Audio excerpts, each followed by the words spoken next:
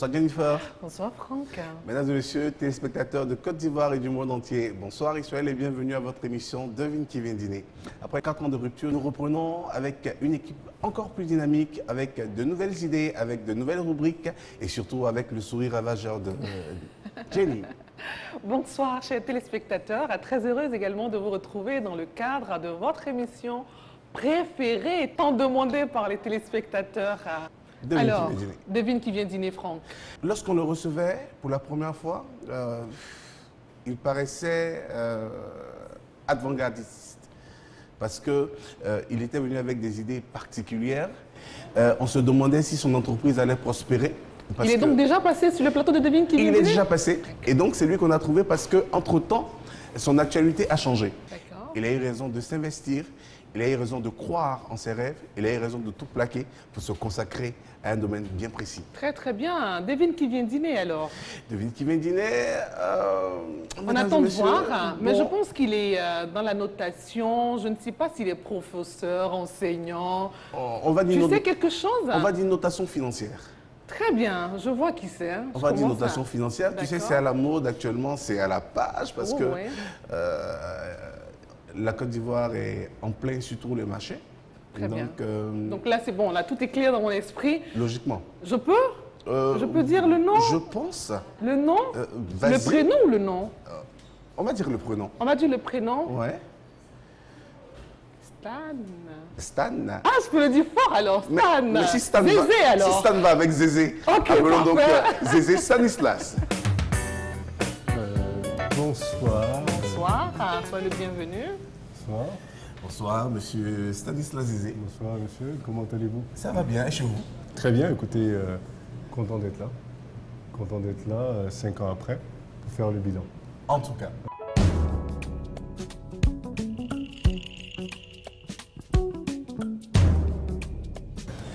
Bien de choses se sont passées entre-temps. Parce qu'il y a 5 ans déjà, on vous trouvait assez avant-gardiste. On se disait, est-ce que ce monsieur-là, avec de belles idées comme ça, il n'allait pas se planter? Et qu'est-ce que ça donne 5 ans après? Écoutez, 5 ans après, le bilan, il est absolument positif. Il est même extraordinaire. Un peu au-delà de mes espérances, mais il est très bien. Il est très bien. Je crois que je ne me suis pas trompé. Je savais que je ne me trompais pas.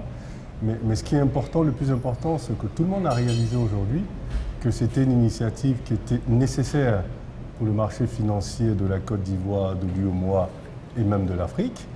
Et donc je suis très content d'avoir été à l'origine de cette initiative et qu'aujourd'hui tout le monde se rend compte que c'était quelque chose qu'il fallait faire. Donc vous avez pris un risque, un gros risque. C'était un risque calculé, mais en réalité, si vous voulez, comme je dis, hein, il faut rêver. Il faut rêver, mais il ne faut pas rester un rêveur. D'accord. Il faut rêver pour réaliser des grandes choses. Vous regardez toutes les grandes choses qui ont été réalisées dans ce monde sont parties de rêves. Vous regardez Bill Gates, vous regardez Steve Jobs, sont parties de rêves. Vous rêvez et vous travaillez dur pour y arriver. Et je crois que c'est ce que nous sommes en train de réaliser avec Bloomfield Investment. J'ai un parcours qui en réalité prédestine à continuer pour être au sommet de l'échelle dans le monde financier. En réalité, je crois qu'il y avait, je pense qu'il y avait d'autres moyens pour y arriver et dans le processus, créer quelque chose de nouveau, apporter sa pierre à l'édifice, créer un système qui permettrait justement de s'insérer dans l'écosystème financier de l'Afrique et c'est ce qu'on a décidé de faire et c'est ce qu'on a créé. Et ça marche très bien. Ça marche. À l'époque, vous étiez 4 dans votre service. Aujourd'hui, nous sommes à peu près 17. Ouais. Comme quoi ça évolue? Ça évolue. Nous sommes 17 staff et nous avons un pool de consultants. Nous sommes en Côte d'Ivoire avec une représentation au Cameroun. Et nous sommes en train d'envisager de créer une représentation au Kenya, une au Nigeria et une au Maroc. Donc nous sommes en pleine expansion. Nous avons aussi l'intention de créer un bureau d'études et de recherche à Londres. Nous sommes d'ailleurs justement en discussion avec des partenaires de la City pour justement ouvrir ce... L'idée, ce serait de créer un outil qui permettrait aux investisseurs occidentaux donc à travers Londres, le marché de Londres, d'avoir une idée appropriée, une idée réelle de ce que c'est que l'environnement des affaires en Afrique. Parce que généralement, malheureusement, ceux qui donnent des informations à ces investisseurs internationaux qui doivent venir en Afrique sont des gens qui sont eux-mêmes jamais venus en Afrique. C'est quand même paradoxal d'avoir des gens qui donneront une idée de l'attractivité de l'environnement des affaires en Afrique, qui eux-mêmes ne sont jamais venus ou connaissent très mal l'Afrique. Donc je pense qu'il est important pour nous de se substituer à ces gens et donner les informations nécessaires et réelles et appropriées qui permettront aux investisseurs de prendre de vraies décisions d'investissement en sachant exactement ce à quoi s'attendre quand ils viendront en Afrique. Aujourd'hui, Stan Zézé, il est arrivé au bout de ses objectifs? Non, pas du tout. Nous ne sommes même pas à mi-parcours. Nous avons énormément de choses que nous sommes en train de développer. Nous avons de très gros chantiers et nous sommes sur la bonne voie, mais ce serait trop prétentieux aujourd'hui de dire que nous sommes arrivés. Nous sommes vraiment presque à mi-parcours. Donc il y a le chantier, il est vaste, il est énorme. Heureusement pour nous, nous avons des Africains très compétents qui sont avec nous, hein. Donc les staffs, nous avons des jeunes cadres qui sont... plusieurs nationalités. Nous sommes une structure panafricaine. Très bien. Nous avons, mais basée en Côte d'Ivoire, mais nous sommes une structure panafricaine. Nous recrutons de toutes les nationalités. Et nous sommes contents d'ailleurs parce que ce multiculturalisme apporte quelque chose de particulier. Mesdames et messieurs, vous l'aurez compris, on parlera ce soir de finances, de notation financière. Et pendant tout le repas, vous connaîtrez, n'est-ce pas, tout ce qu'il faut connaître à la matière, tout ce qu'il faut savoir à la matière. Et puis, nous allons bien sûr rejoindre nos acolytes. Marc-Antoine et Céa pour la bonne humeur. Ça sera pour tout de suite alors. Bien sûr, on y va pour le dîner.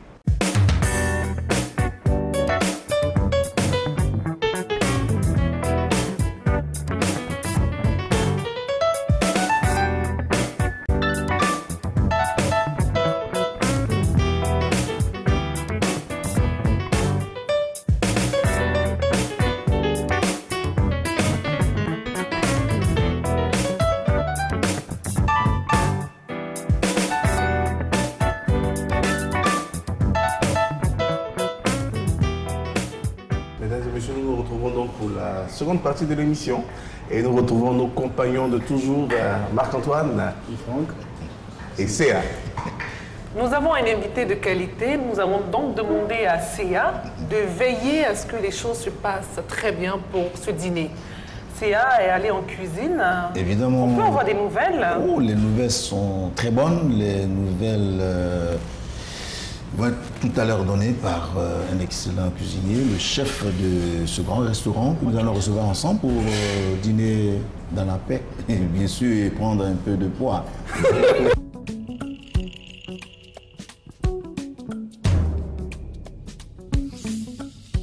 Chef Bento.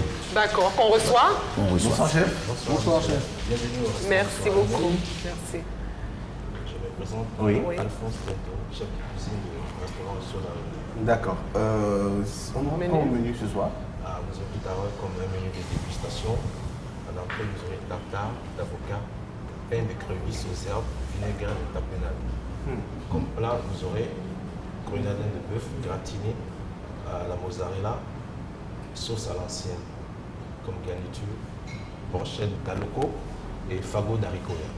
Et en dessert? En dessert, vous aurez moelle au chocolat, servi avec une boule de glace et coulis de fruits rouges. Est-ce que ce menu vous sied, très cher invité? Absolument, absolument. Je trouve qu'il est très alléchant. C'est vrai que je ne suis pas... j'avoue que je mange généralement par nécessité.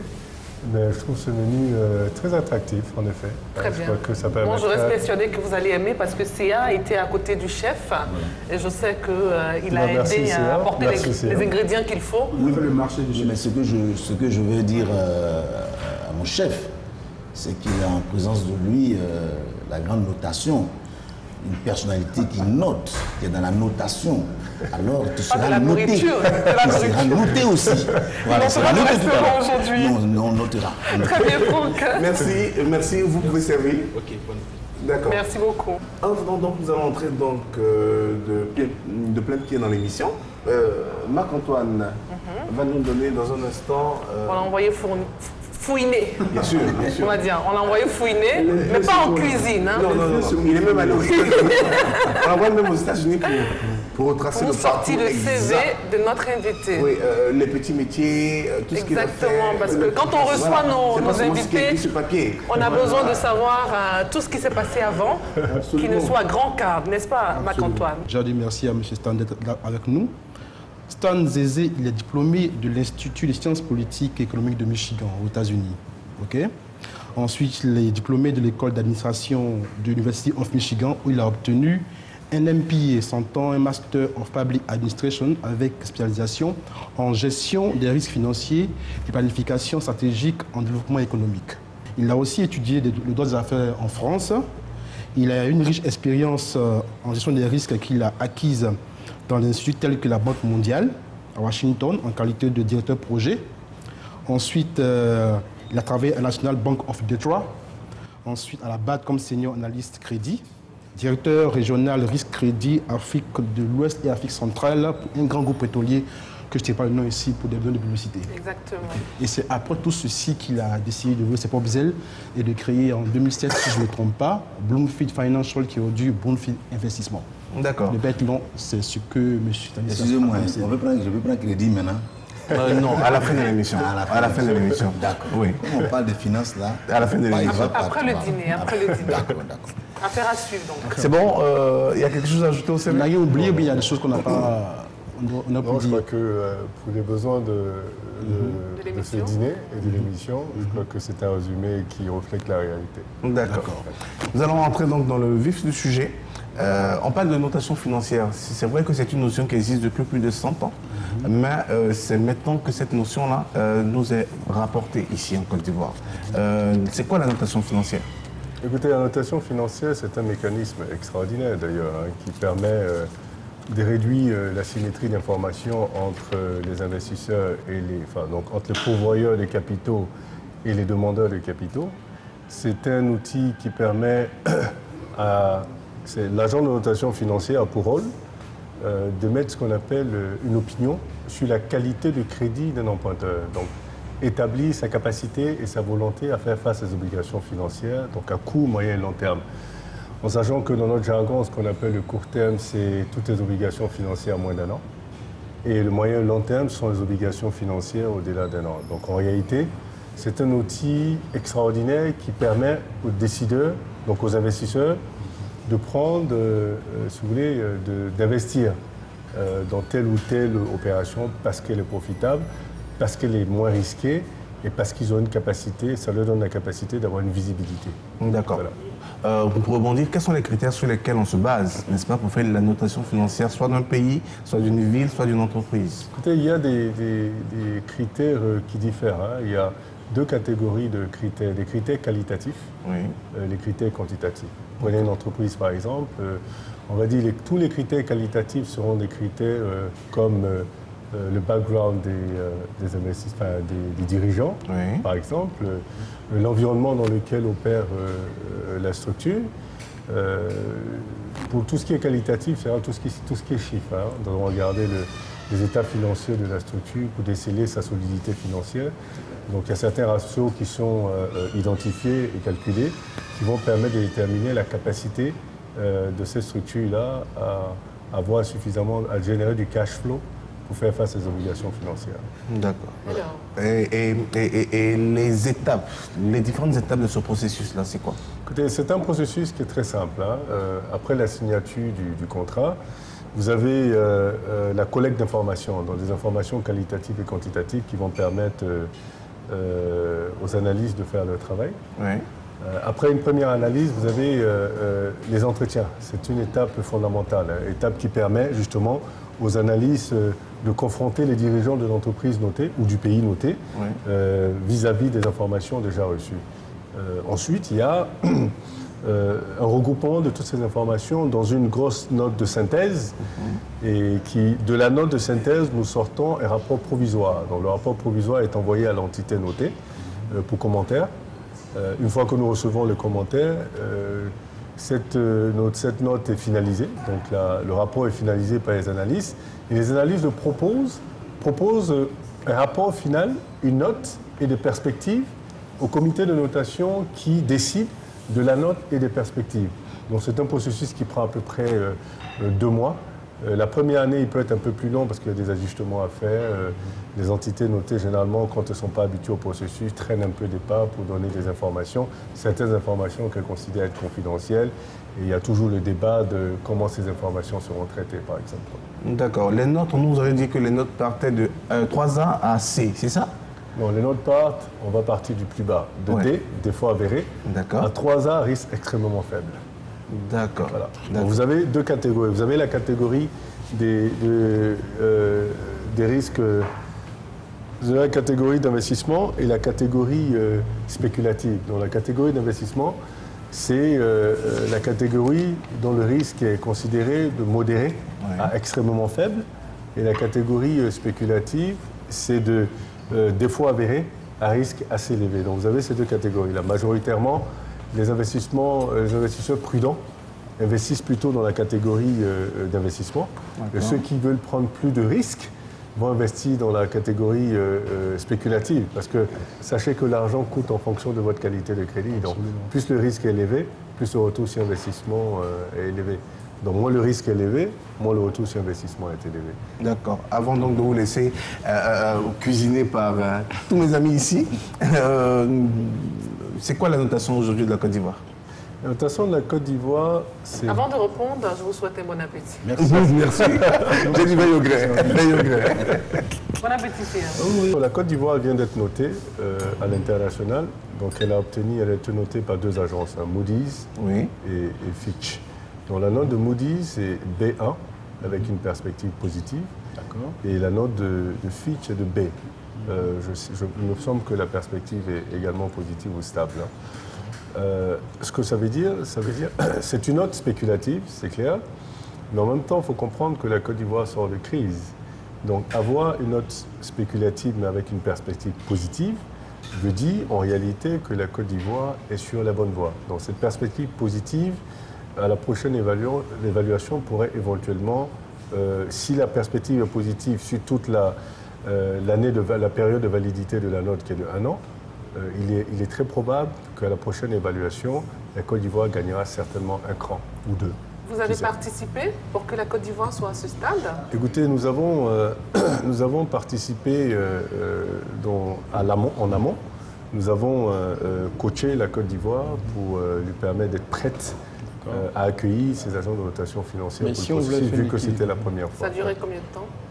Le coaching a duré quelques semaines et le processus de notation a duré à peu près 1 mois et demi, 2 mois. Mais si moi, je pense que... Non. Là, attendez. Là. Non, une dernière question. L'évolution de la notation financière dans l'ensemble de l'UEMOA. Écoutez, c'est une évolution fulgurante et extraordinaire.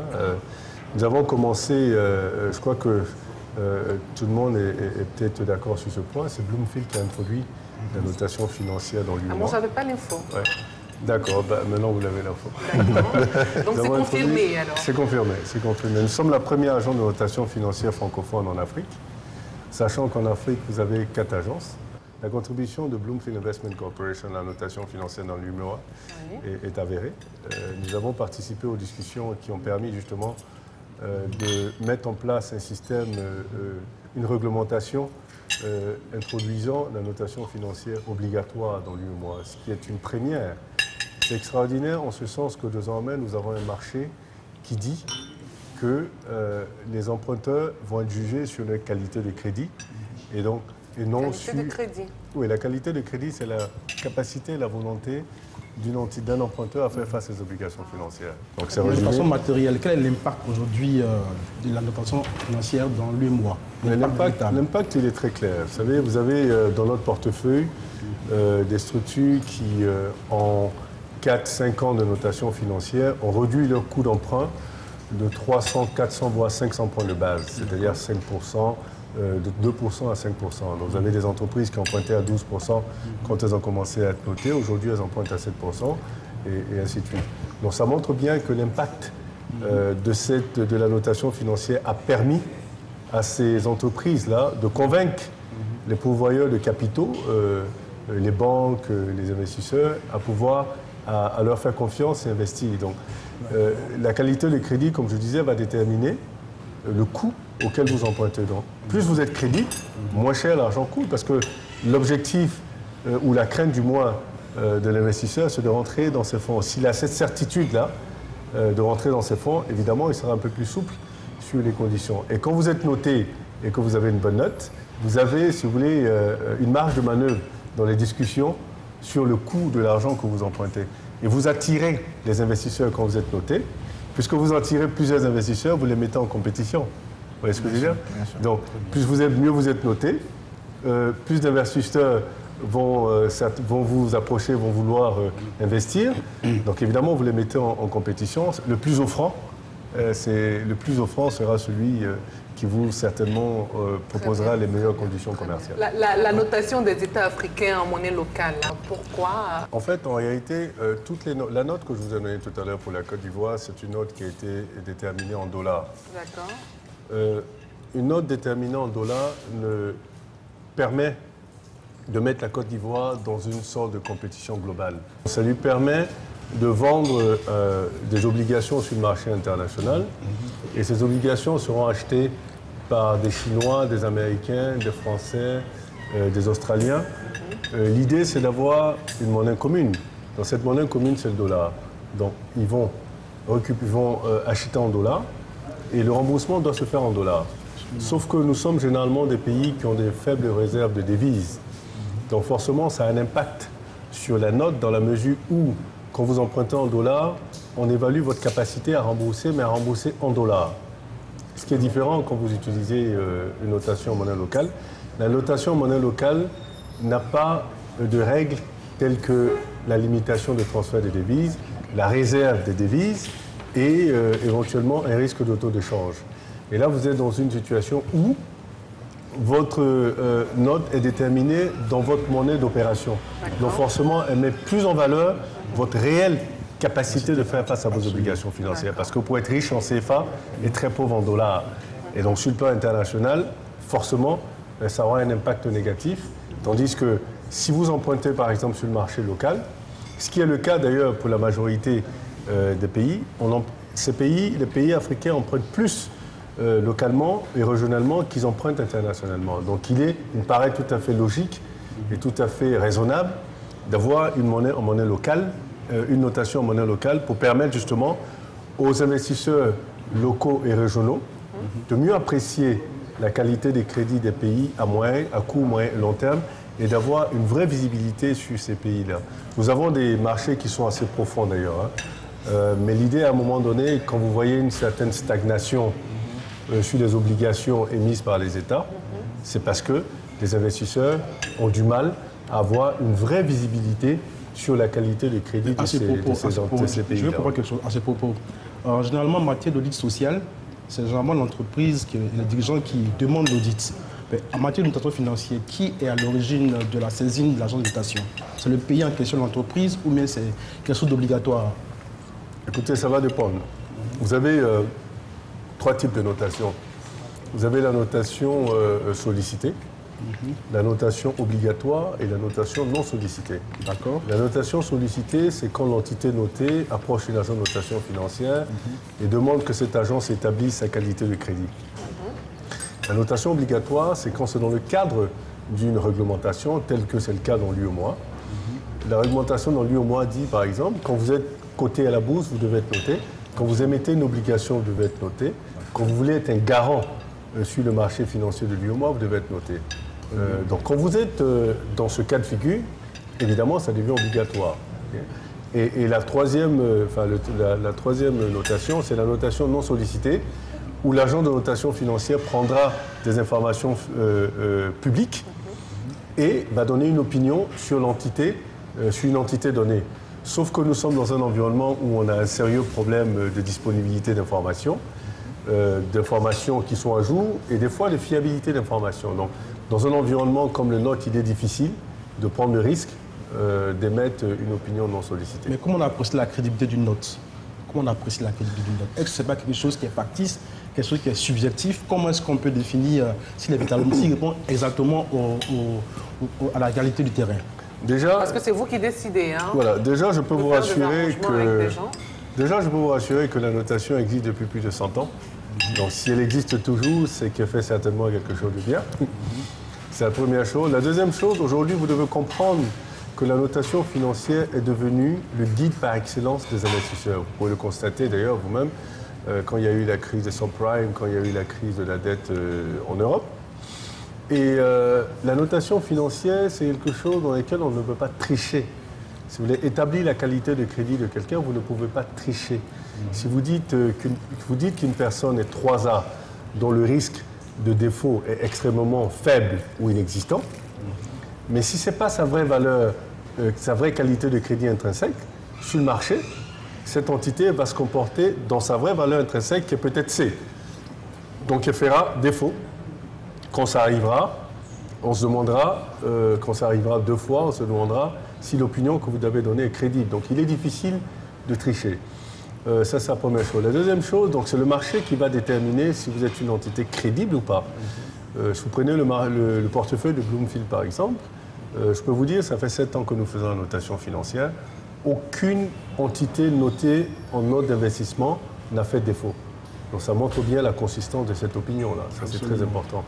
Et vous verrez ça, je veux dire, c'est quelque chose de très clair et facile à déterminer si vous donnez une opinion qui correspond à la qualité du crédit. Les agents de notation financière sont indépendantes.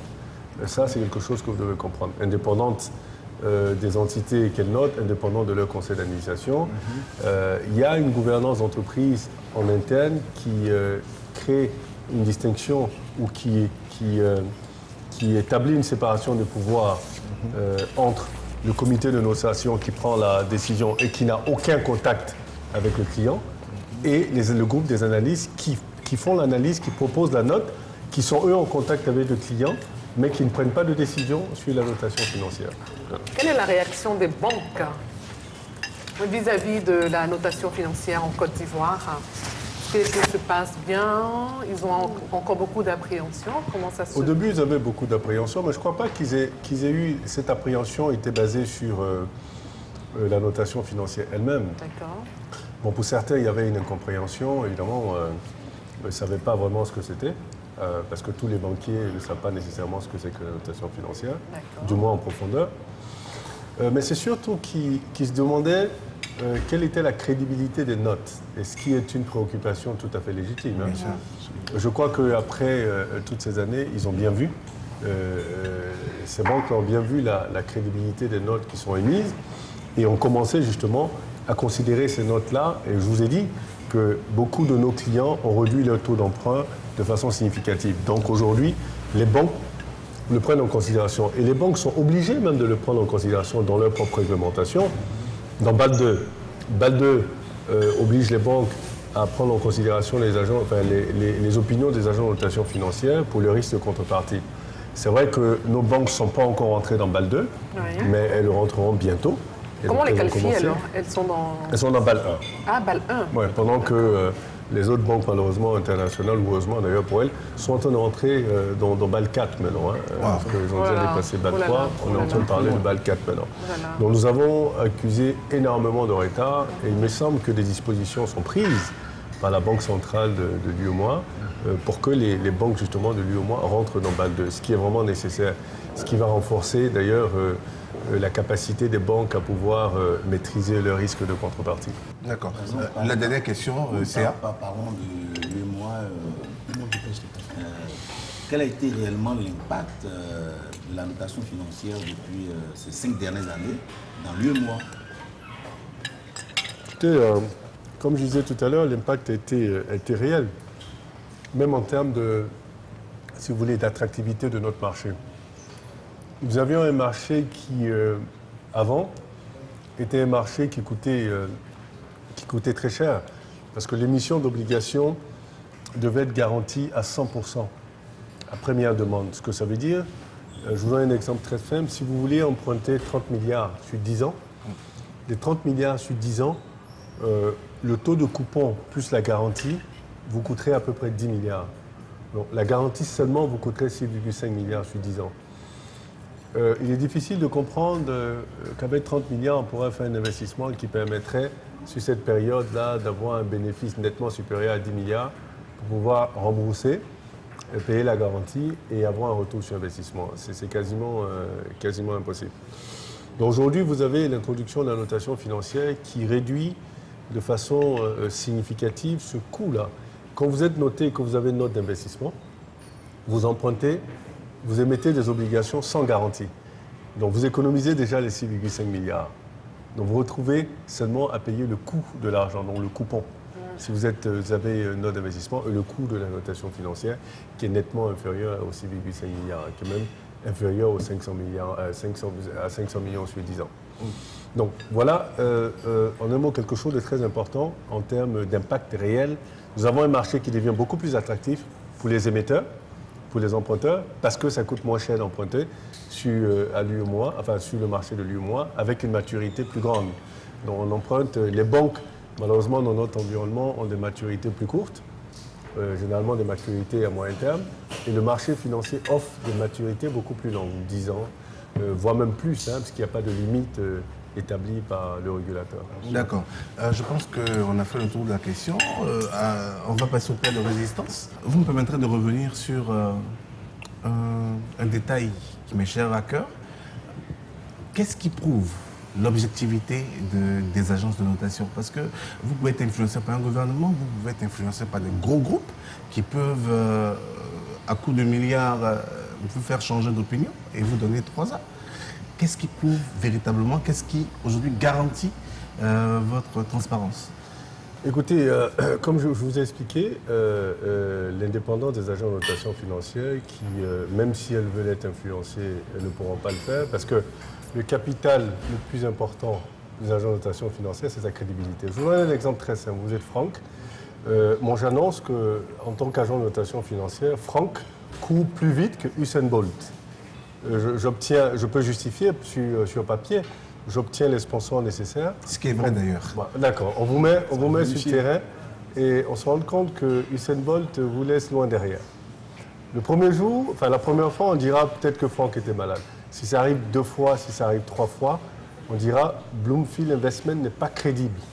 Donc du coup, Bloomfield Investment perd son fonds de commerce. Donc, vous voyez qu'on ne peut pas tricher sur la notation financière, donner une opinion sur une entité, sur sa qualité de crédit, et cette entité ne se comporte pas sur le marché selon cette qualité de crédit, vous, agent de notation financière, vous perdez votre crédibilité.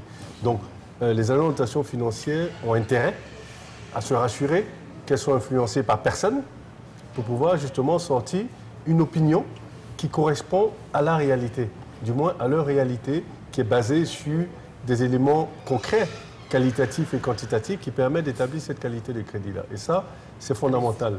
Si après 7 ans, aujourd'hui, je peux vous dire que Bloomfield évolue dans le bon sens, dans un très bon sens, c'est parce que justement nous avons établi cette crédibilité-là. C'est parce que depuis 2007, toutes les notations que nous donnons correspondent à la qualité de crédit des entités qui sont qu'on note. D'accord. Très bien, très belle réponse. Actualité oblige, moi j'ai envie de vous demander en tant qu'Africain ivoirien, quelle est votre réaction, vu que la BAD revient à son siège initial en Côte d'Ivoire, Abidjan? Quelles seront les retombées dans la vie quotidienne des Ivoiriens et dans l'avancement de l'économie en Côte d'Ivoire?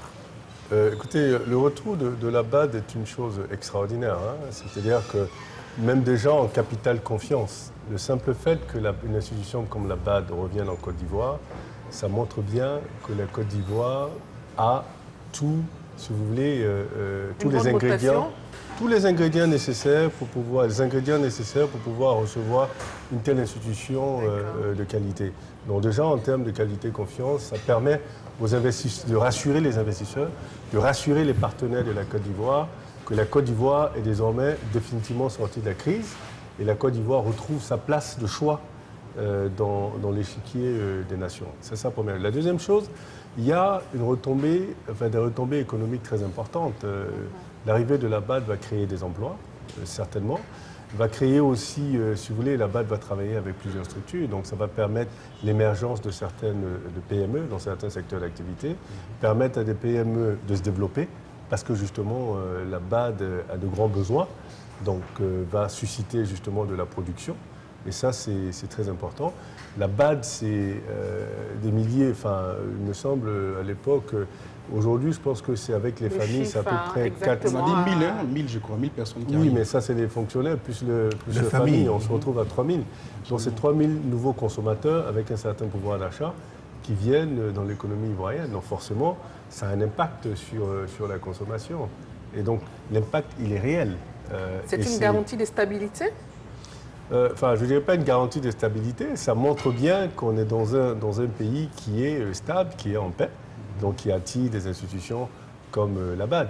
La garantie de stabilité, ce n'est pas la BAD qui va l'établir, c'est plutôt les Ivoiriens eux-mêmes qui vont assurer cette garantie de stabilité-là. Pour enchérir sur la question de Jennifer, est-ce pour ça que depuis un moment, votre actualité est vraiment parsemée de notations de grandes villes telles qu'Abidjan, Dakar? Il n'y a pas longtemps, vous étiez en Mauritanie. Est-ce dans ce même cadre que vous travaillez dans le sens de rendre ces villes-là plus rentables au plan des marchés financiers internationaux? Écoutez, nous, à Bloomfield, on croit fondamentalement que le développement de l'Afrique va passer par le succès de la décentralisation. Qu'est-ce que ça veut dire? Ça veut dire que, vous savez, nous avons été indépendants pendant plus de 50 ans, la majorité des pays africains. Et force est de constater qu'en termes de développement, le bilan est plutôt mitigé. Peut-être que nous avons adopté la politique du top-down, c'est-à-dire du haut vers le bas, qui n'a peut-être pas vraiment bien fonctionné. Il est peut-être temps de penser à une politique bottom-up, c'est-à-dire partie d'où il y a les problèmes réels, donc les collectivités locales, les problèmes d'éducation, les problèmes de santé, les problèmes de salubrité. C'est dans les villes, c'est dans les régions, c'est du concret. Quand quelqu'un a un problème de salubrité, il ne va pas voir le ministre de la salubrité, il va voir le maire. Cette proximité-là, il faut la renforcer. Et renforcer cette proximité, c'est de donner les moyens économiques, les moyens financiers et les moyens politiques d'ailleurs aux collectivités locales de pouvoir agir. Donc la notation financière est un outil qui va permettre justement d'établir la capacité de ces villes et de ces régions à pouvoir absorber des capitaux et à pouvoir les gérer de façon transparente pour pouvoir investir dans du lucratif, pour générer du cash flow, pour faire face à les obligations financières. Ça a été le cas dans la majorité des pays qui sont devenus émergents. C'est le renforcement des capacités des collectivités locales qui a permis justement cette émergence-là. Je crois que pour nous, c'est fondamental. C'est la raison pour laquelle non seulement nous avons commencé à noter ces grandes villes, et je peux vous dire, le résultat de ces notations a été extraordinaire. Parce que dès que ces villes ont été notées, elles ont commencé à attirer énormément d'investisseurs. Elles étaient elles-mêmes les premières surprises. Elles ont commencé à attirer les investisseurs qui se disent, on a toujours pensé que les États africains infantilisaient les collectivités locales, et on voit qu'il y a un changement. Parce que l'État, évidemment, la dette de la collectivité locale selon la loi est une dette qui fait partie de la dette de l'État. Donc l'État est systématiquement responsable de la dette de la collectivité locale, d'où l'envie de bien maîtriser les emprunts des collectivités locales. Mais si aujourd'hui vous avez un outil qui établit que les collectivités locales sont capables de bien gérer les fonds qu'elles reçoivent, les gérer dans des projets lucratifs qui permettent de rembourser, évidemment l'État a tout intérêt de retirer ce verrou et de permettre à la collectivité locale, justement, qui est plus proche des problèmes de développement, de s'émanciper, de lever des emprunts, même sans la garantie de l'État, si elles en ont la capacité en termes de qualité des crédits, et pouvoir rentrer dans une stratégie véritable de développement. Je pense que le plat a été servi, le plat des résistances. C'est alléchant. Ça là, c'est Fago, ils ont attaché Fago là, ou bien c'est quoi ça? C'est des haricots verts. Ça, c'est des haricots verts et ça, c'est la banane plantain. La Côte d'Ivoire revient, les bailleurs de fonds reviennent, la banque revient et l'Ebola aussi est là. Un mot là-dessus. On n'est pas encore ici, hein. Attention à toi. Attention, Il faut dire que l'Ebola n'est pas encore... Laissez qui va répondre à ma question. Est-ce que quand vous avez posé votre question, j'ai parlé dedans. L'Ebola n'est pas encore... Je n'ai pas dit ça. J'ai dit l'Ebola. Bon, si l'Ebola qui se vit dans d'autres pays, mais pas en Côte d'Ivoire. Oui, mais il peut parler dessus. Lui, il voyage, non? Oui, il va parler, mais c'est pas encore en Côte d'Ivoire. Bon, il faut mettre ton fagot. Voilà, des alocos croisés. Alors, l'impact de l'Ebola, évidemment, c'est une pandémie très grave. Hein. De toute façon, on voit bien l'allure à laquelle elle décime les populations. Donc, d'ailleurs, Bloomfield est en train de faire une étude sur l'impact économique que l'Ebola aura sur l'économie des pays, justement, qui ont été touchés par cette pandémie. Ça aura un impact en termes de croissance économique, c'est très clair, vu que les pays touchés par la pandémie sont des pays où il se crée une psychose hein, qui a un impact réel en termes de ralentissement de l'économie. Les frontières avec les autres pays sont fermées, donc forcément ça réduit les échanges, sinon ça élimine les échanges pour l'instant. Évidemment, ce n'est pas des pays que les touristes ont envie de visiter, ce n'est pas des pays où les investisseurs ont envie d'aller maintenant.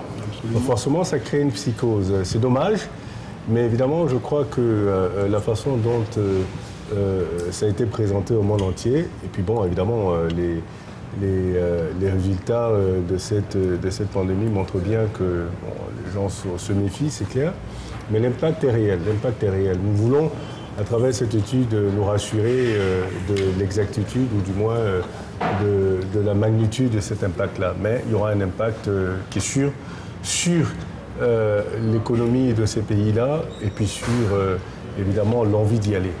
Voilà. Très bien. C'est quoi votre avis sur le rebond qu'on a eu? Écoutez, le rebond émis par la Côte d'Ivoire a été un succès. D'ailleurs, je crois que c'est là l'occasion de féliciter les autorités ivoiriennes pour le succès de cet eurobond, spécialement la ministre auprès du Premier ministre chargé de l'économie et des finances qui a, avec son équipe, qui ont fait un travail remarquable pour justement arriver à ce résultat-là. Vous savez, la notation financière a eu un rôle important dans ce succès, évidemment, dans la mesure où ça a permis aux investisseurs de vraiment connaître la Côte d'Ivoire cette fois-ci, de façon concrète et en profondeur. Les présomptions des potentiels de la Côte d'Ivoire étaient désormais des réalités, parce que ça a été établi par une entité indépendante qui a dit quel était le potentiel de ce pays-là. La preuve, la Côte d'Ivoire allait sur le marché international pour demander 500 millions. Elle a non seulement obtenu 4,7 milliards, il me semble, de dollars, à un taux extraordinaire de 5,6%, il me semble. Donc je crois que ce succès-là montre bien que la Côte d'Ivoire a un potentiel extraordinaire, que ces investisseurs ont pu voir à travers le travail qui a été fait par l'équipe qui était sur le rebond, dirigée par la ministre, et aussi, si vous voulez, le fait qu'aujourd'hui, la Côte d'Ivoire a une note et que les investisseurs ont la possibilité d'avoir une visibilité très claire sur le potentiel de la Côte d'Ivoire, sa capacité à absorber du cash, le cash qui est demande, et sa capacité à générer du cash flow de par son économie pour justement faire face à ses obligations financières. Ils sont rassurés, on va dire. Ils sont même très rassurés, il me semble, hein, parce que quand vous demandez 500 millions, quand on vous propose 4,7 milliards, c'est qu'on est rassurés. Ils sont plus que rassurés. On va finir avec la dernière question économique. D'accord. J'ai tout de suite envie de vous poser la question, hein, vous le savez, hein, c'est plus qu'un slogan, c'est l'émergence de la Côte d'Ivoire à l'horizon 2020. Vous y croyez ? Ce n'est pas une question de croyance. À mon avis, je pense que c'est un objectif qui peut être atteint si le nécessaire est fait. Mais toujours est-il que 2020, c'est la porte d'à côté. Ça veut dire que les réformes économiques et sociales qui permettraient à notre pays d'être émergent en 2020 doivent être entreprises immédiatement, sans délai, et que, évidemment, les Ivoiriens se mettent résolument au travail. Pour y atteindre, c'est un objectif qui est atteignable, c'est clair, mais il est important qu'on se mette au travail pour y arriver. Nous allons passer maintenant à la première rubrique de l'émission. Et Tony va nous y conduire. Okay. Nous passons maintenant à la partie réservée au reportage, c'est-à-dire à la partie dans laquelle on suit l'invité pour voir un peu comment il travaille.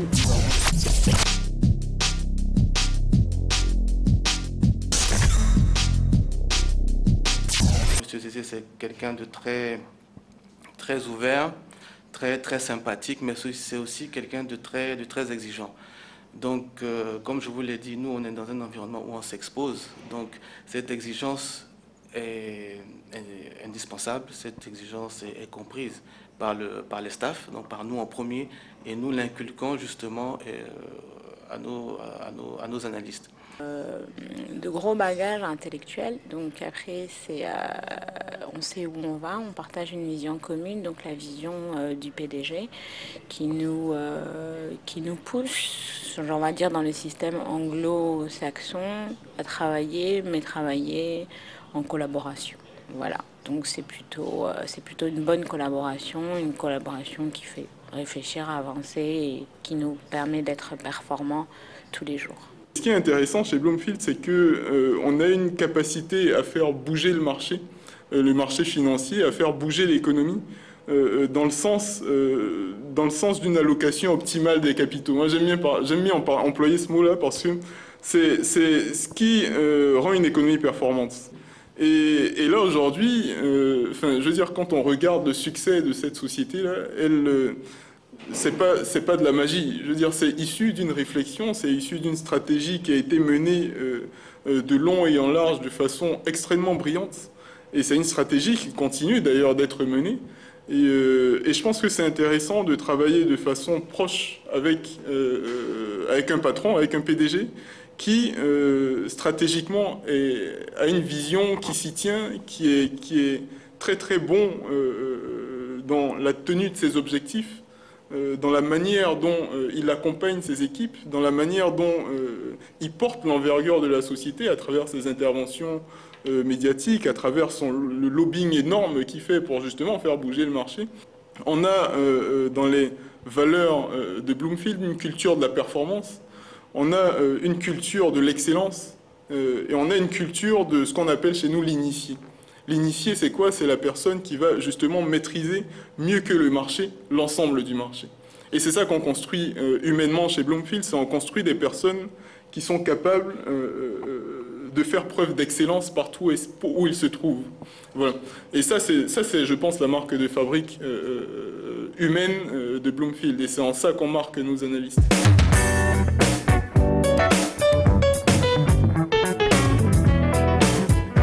Le reportage a été édifiant. En fait, et pendant le dessert, pas grossir. j'aide l'invité à digérer. Avec 10 questions rapides, franches, sèches, sans grand développement. D'accord. C'est bon? Ok, je vous écoute. Demain matin, vous entendez, vous recevez un coup de fil pour avoir une nomination comme ministre. Vous dites quoi? Oui ou non? Ministre de l'économie et des finances. Je dis non. Vous dites non? Ouais. D'accord. Ouais, bon. Quel que soit le ministère? Non. D'accord. Ça, c'est une mon grand-père. On vous consulte et on vous demande si le CFA doit carrément être indépendant, donc ne plus être adossé sur l'euro, donc avoir notre monnaie à nous, ou la situation demeure telle. Je dis qu'on devrait se séparer. On doit se séparer. Ouais. Donc le CFA peut vivre sans l'euro. Absolument. Il y a des préalables, bien entendu, qui doivent être mis en place, mais on n'a pas vocation à être arrimé à l'euro pour le reste de l'existence de notre Union. Il est important, un pays qui n'a pas qui ne maîtrise pas sa propre monnaie, c'est quand même difficile d'avoir de vraies politiques économiques. Hein. Quelqu'un qui est touché par l'Ebola, vous coupez les ponts avec cette personne ou vous compatissez? Le pays, on va dire. Je compatis, mais je n'ai pas envie d'attaquer l'Ebola. On vous envoie en mission recommandée au Libéria, pour une très grande mission de la Banque mondiale. Vous y allez là? Enfin, la Banque mondiale ou n'importe qui, non. C'est pas actuellement. En réalité, je veux dire, si... Non, vous y allez ou vous n'y allez pas? Non, ça dépend. Les frontières sont fermées. Non, c'est possible. C'est possible d'atterrir au Nigeria. Au Nigeria. Non, c'est pas juste pour vous. On vous prend un jet privé. Voilà. C'est très important. C'est crucial comme mission. Donc, je pense qu'on prendra certainement les dispositions nécessaires pour que je ne sois pas en contact avec l'Ebola. Donc, vous y allez? Oui, bien sûr, bien sûr. S'il s'avère, et là, je suis déjà à ma 5e question. S'il s'avère que par extraordinaire, vous êtes dans une entreprise où votre femme est votre supérieur hiérarchique, comment est-ce que vous réagissez? Ouais, ça ne me pose aucun problème. Ça ne me pose aucun problème parce que, figurez-vous, à la maison, les femmes sont les supérieurs hiérarchiques. Bien ça sûr. ne change rien. Donc, il n'y a pas de problème. Ça ne me pose aucun problème. C'est bon. Dans votre vie de financier, c'est quoi votre pire journée?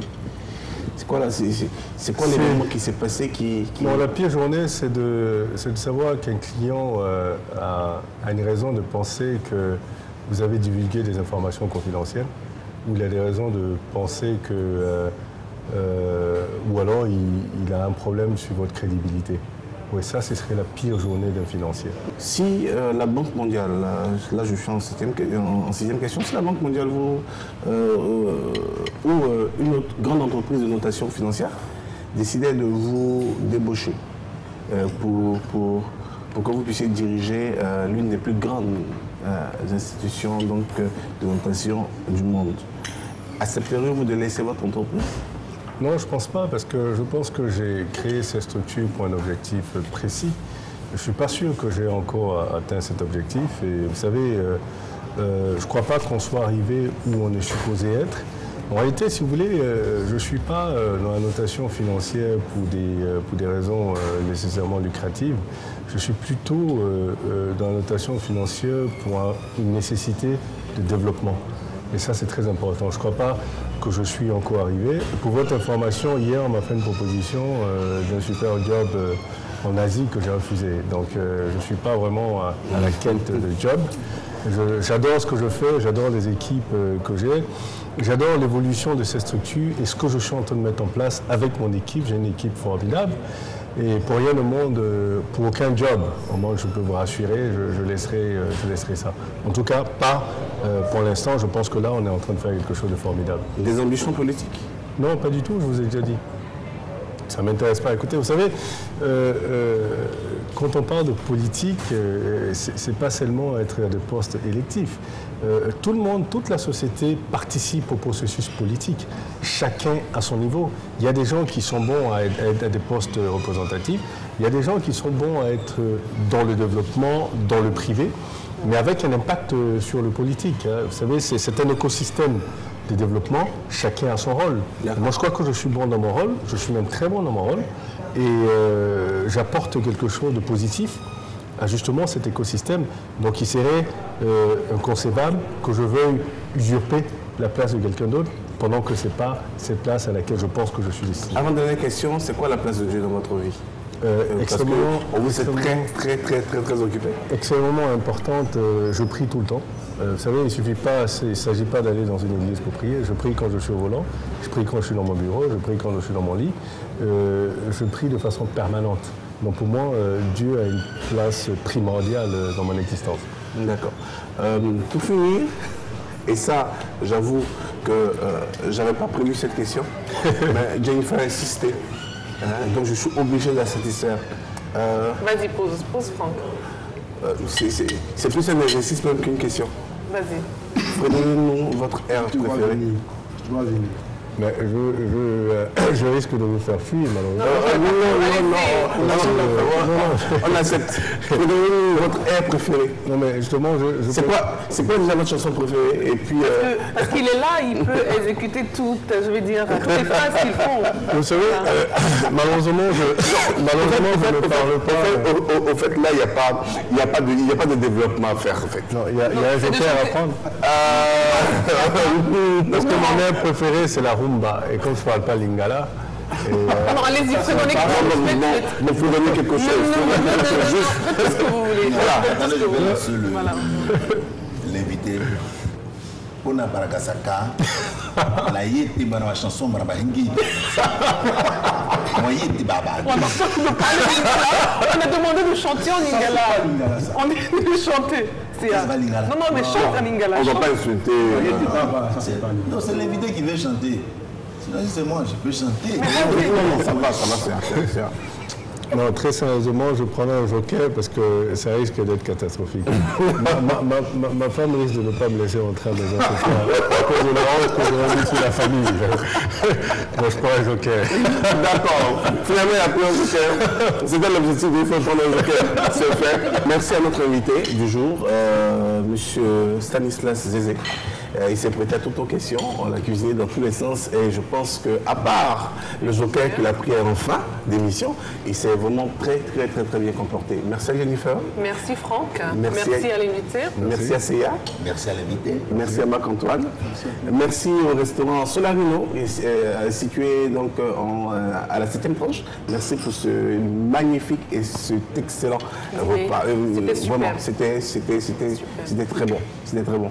Le chef il est là. Custo arrive. C'était 10 sur 10. Moi, je donne. Et Sia 8. Ah voilà, là tu ta voix sort maintenant. 9, c'est bon. Pardon? 9, c'est bon. Bon, puisque nous sommes en notation financière, je donnerai donc 2 A. Pas 3 A, mais 2 A. 2 A plus. Voilà, 2 A plus. Voilà, pour vous dire que nous sommes en notation financière. Là. Oui. Le maître des notes. Okay. Je voulais rassurer votre hôte pour lui dire qu'ici à Solarino, nous avons comme coutume de recevoir des grandes personnalités qui ont des palais très prononcés. D'accord. Ok. Merci beaucoup. On sera certainement là pour la prochaine émission. C'est nous qui vous remercions. Nous allons finir en beauté. Notre invité n'a pas pu chanter, mais nous avons un artiste. Un véritable artiste, une révélation. Je ne tarderai pas. Faire le nom, oui. Faire le nom, Franck. Le nom manque pour le présenter tellement. On va le découvrir. Merci. On va le découvrir. On va le découvrir dans un instant. Quant à nous, nous disons au revoir. Dans 15 jours, le rendez-vous est pris avec la même bonne humeur, avec la même équipe, avec le même punch. Dieu nous bénisse. À très vite. Yeah. God bless you. Il m'a gâteau. Pour moi comme une fourmilière qu'on écrase du pied. Oui, demandez-moi de tuer la lumière et d'arrêter ce soir pour du temps qui me paraît réalisable. Et pourtant, quand je la regarde, moi l'homme lourd au cœur d'acier, devant son corps de femme, je suis un géant de papier.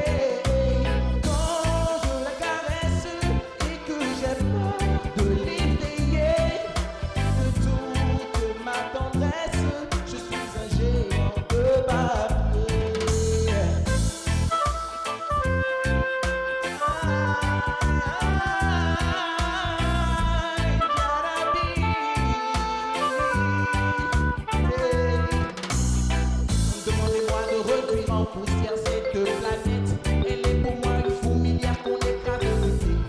Demandez-moi de tuer la lumière, ça c'est fait. Et paraît que ce soir stop le cours du temps. Et pourtant, quand je la